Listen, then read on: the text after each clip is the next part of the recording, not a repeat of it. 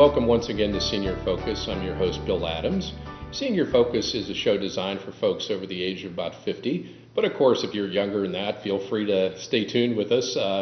We bring you information, again, generally for senior citizens. But in this case, if you're younger than 50 or around that age, you remember Strouss's. And that's the topic of today's show.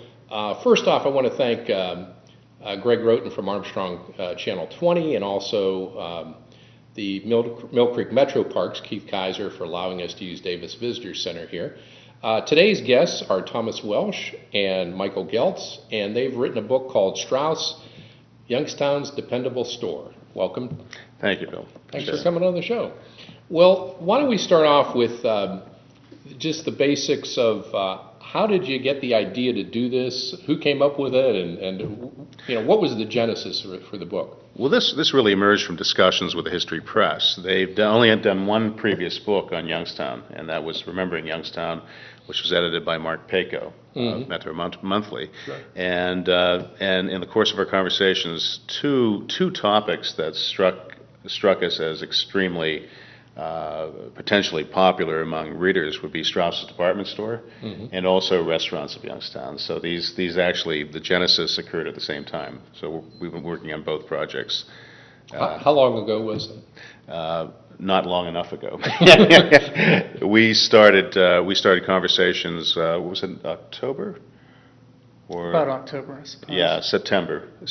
August and September is when we really started researching the topic, and we formed a partnership with the Mahoning Valley Historical Society, which provided upwards of 50 images for the book. And Pam Spice, who is, of course, the archivist, assisted us, gave us access to the Strouss family estate. I think the Clarence Strouss Jr. estate collection. And in addition to that, we interviewed people who were longtime patrons of the store and just had memories of the downtown as it was in its prime. Yeah, it's very interesting. To think about the generations of people here in the Mahoning Valley that have grown up with Strouss's. How far back does that extend? Is it before the turn of last century, right? Before the 1900s? Right. Yeah. It goes back to 1875. That's when Strouss and Hirschberg got together and bought it from Theobald, a man who had it's called the Little Willow store, I believe, in the beginning. It was a retail store, and they both worked for him, and then they bought him out, and they took it over in 1875. So 140 years, almost 130 some years. Well, it ended in, I think the store closed in 1986. Well, that's so true, yes. 111 years. Yeah. But, I wonder how many people think about that. They think of Strouss's as still being around. I mean, it's still a presence, even though it's not in the town anymore. Well, one of the things that I think surprised Mike and I both was the significance of the store itself, the building, and that was designed. in 1926 by Start and Van Vleck, which is the same architectural firm that designed the flagship store for Saks Fifth Avenue. Okay. So that really is an architectural jewel. Right. The scope of the store and actually the vision of Clarence and Isaac was kind of amazing, but not. If you put it in the context of the time, everybody was thinking big at that time. The population had tripled in less than 20 years, and they thought by 1950 it would be 500,000 people. So is that right? Back in the 20s, that was the plan? Absolutely. Yeah. And right before the Depression, in fact, Clarence Strouss, who was the son of Isaac, the founder, established two branches outside of in Michigan and one in Pennsylvania. So there were plans that far back to turn Strouss's into a regional powerhouse. Okay. Right. Well, you mentioned the building in the mid-20s, and that's what we know today. Right. Now, of course, it's it used to be the Farmore Center, and now it's sort of offices downtown. But at the time, that was a big to-do, right? I mean, when it opened up, this is a major thing for Youngstown. Do you want to talk about that, Mike? Yeah, it was a big opening. They had a biplane circling overhead that dropped a wreath, and it was presented by the mayor to Isaac, and, or Clarence, actually. Clarence, right. It was actually presented to That would have Clarence. been one year after Isaac's death, right? That's true. Isaac unfortunately died a year before. Yeah. Right, I read that he had passed away, but then the next generation basically took over.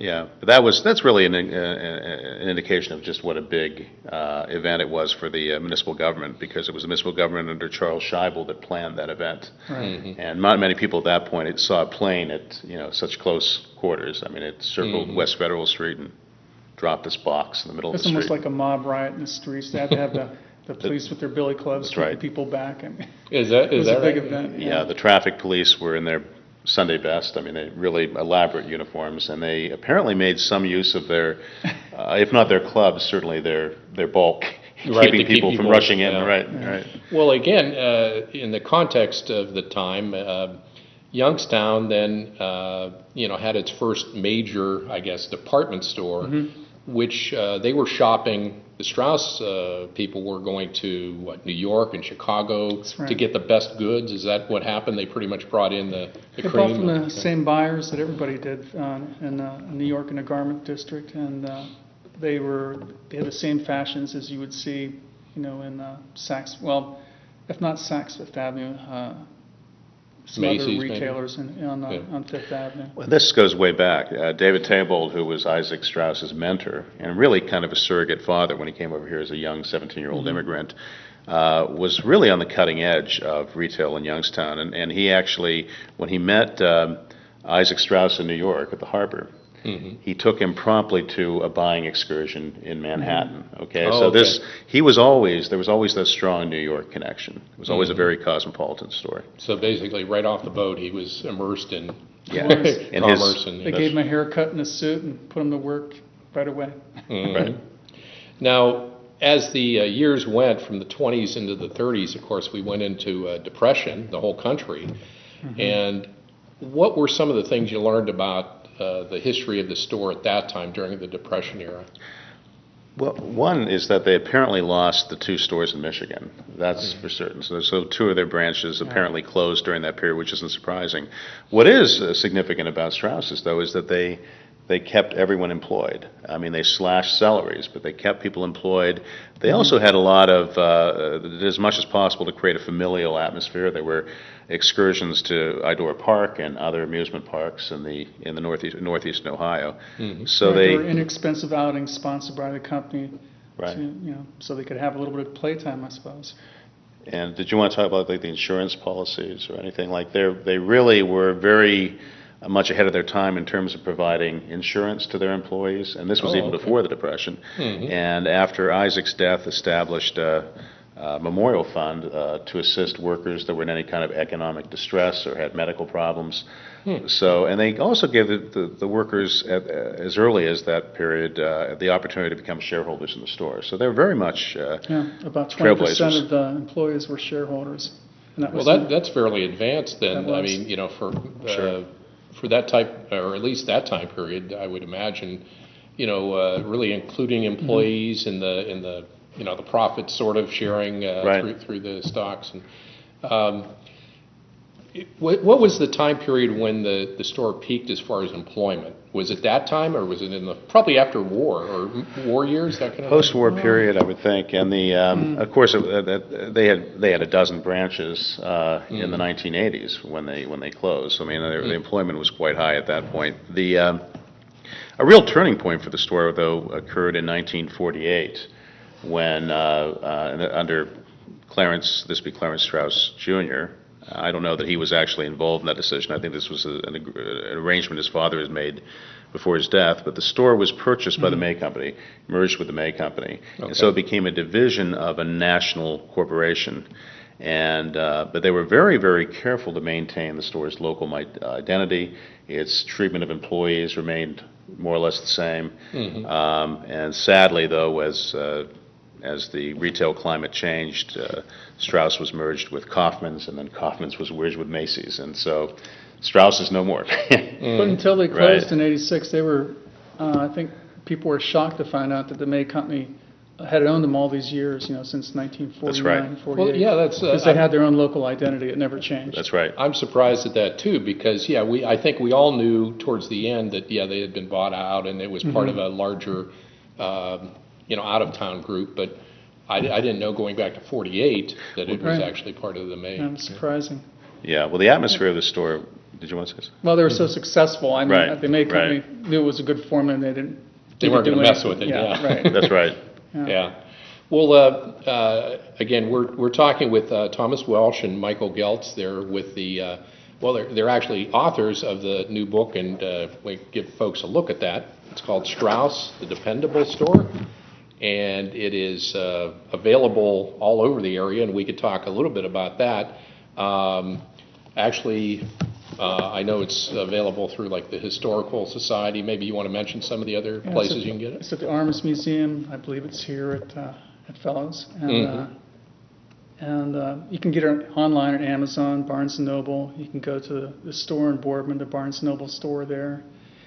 And perhaps even in Columbus. Is it in the Columbus store? I'm not sure. I'm not sure about that. I know it is at the Butler Institute of American Art. So. Oh, it's at the Butler as well. Yeah. Right. And it's also, you'll find it in some grocery stores and. Yeah, a lot of this is being. I mean, a lot of It's all the over. retailers are working with the publishers, so we're not aware of all the outlets. Sure. Right. But, yeah. And again, we've been talking about the history of Strauss's, and we've gone up through maybe into the war years, and I would imagine, the people that are living now recognize or remember 50s, 60s, maybe sure. the 40s too, but that was probably the peak year of activity, peak years when. I mean, people were coming downtown well, I mean, we did, just personally as a family. Sure. We'd get on the bus. You'd take the bus, in my case, from Struthers into downtown, and it was a big deal to go to Strauss's. What emerged in the course of the interviews was, you had a lot of the same stories. People talked about barely being able to navigate the sidewalks. Especially during the holidays, you could That's hardly right. walk in the sidewalks downtown. You had the stories about the malt being used, this famous Strauss's malt being used as a kind of, a kind of bribe to be good if you were young, for kids, right? It Exactly. wasn't our family, I know that. Right. Well, the other thing, and I think I remember reading in the book about the, they had professional elevator operators, and That's right. that was a big deal. That's And if they didn't quite hit the floor, in other words, they were just a little bit off, up or down. They had to sort of jury rig that so you can get on and off the elevator. It was a little bit of an That was adventure. always a little bit of a thrill. Right. I always kind of waited for that. I think they did it on purpose, actually. Well, it's funny. The newsletters actually will commend certain elevator operators for not making mistakes. Yeah. Is that right. right? 6 months without an incident or something. Right, exactly. In fact, my friend and I, when my our mothers would be shopping and our sisters, whatever, we would go on elevator races. That was our big thing. Right. We'd start at the ground floor, and then we'll go up to what is it, 6 or 8 floors or 7? It's 8 floors now. 8 floors. The started original out as building 6. was 6, right? And then you also had the basement. Right. And the basement, was that where you got the malts? Right. The basement. I think you get them out there in the beginning. I think they actually moved it after a while. At some point, I think it was moved to the mezzanine, I but the remember the basement is what basement most as a people kid. remember. And Right. people going back to the 50s, and you may have this memory because a lot of people have talked about having their shoes, when they got their shoes, picked out shoes, they had their foot x-rayed. Oh, that's right, yeah. The fluoroscope.